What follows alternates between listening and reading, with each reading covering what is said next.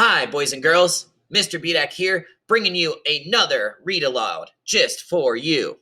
Today's Read Aloud is going to be titled The Relatives Came. It's another story about family, and there's going to be a whole lot of hugging and laughing and eating until the moment they leave. So here we go. The story of The Relatives Came, and this story is by Cynthia Rylant.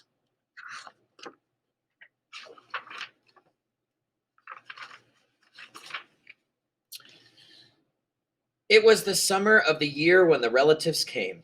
They came up from Virginia, and they left when their grapes were nearly purple enough to pick, but not quite.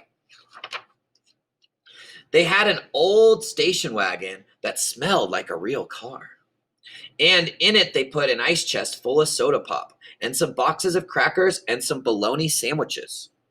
And up they came from Virginia. They left at 4 a.m. when it was still dark, even before the birds were awake.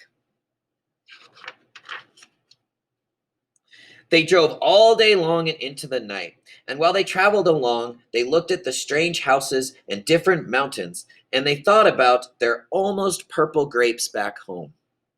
They thought about Virginia, but they thought about us, too, waiting for them. So they drank up all their pop, and they ate up all their crackers, and they traveled up all those miles until finally they pulled into our yard.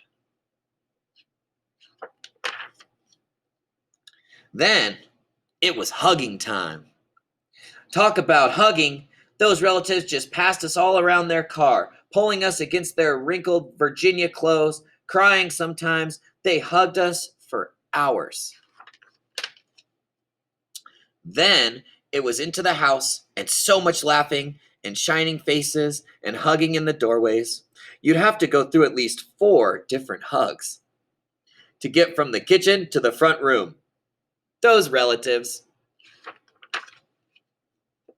And finally, after a big supper 2 or 3 times around until we all got a turn at the table, there was quiet talk, and we were in 2s and 3s through the whole house.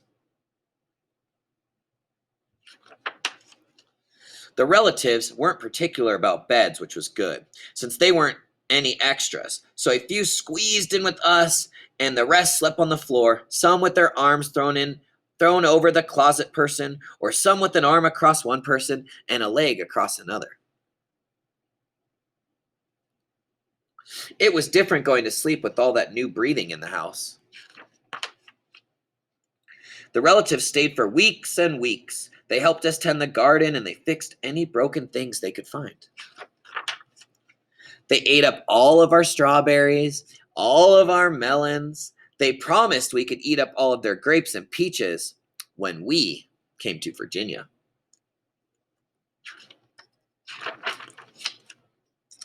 But none of us thought about Virginia much. We were so busy hugging and eating and breathing together. Finally, after a long time, the relatives loaded up their ice chest and headed back to Virginia at 4 a.m.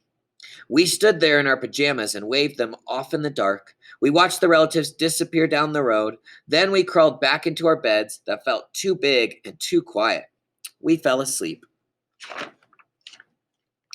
And the relatives drove on all day long and into the night. And while they traveled along, they looked at the strange house and different mountains, and they thought about their dark purple grapes waiting at home in Virginia. But they thought about us too, missing them, and they missed us.